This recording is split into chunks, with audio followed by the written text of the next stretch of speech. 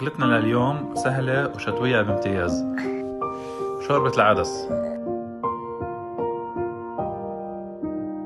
المكونات: 3 أكواب من العدس، مننقيه ومنغسله.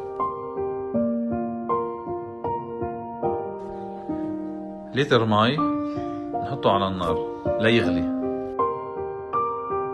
وبنفرم بصلة كبيرة ناعمة مع البقدونس.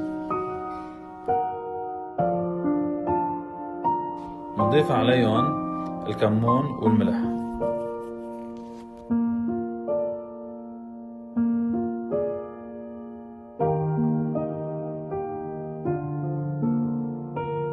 من بعد ما انسلق العدس واستوى بنخلطه على البلندر.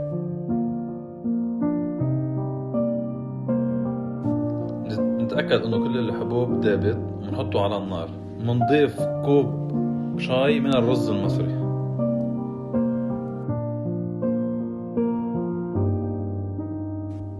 بنخلط جيدا.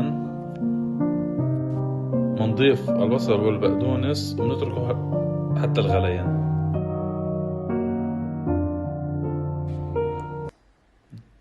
فينا نقدمها مع حامض أو خبز محمص.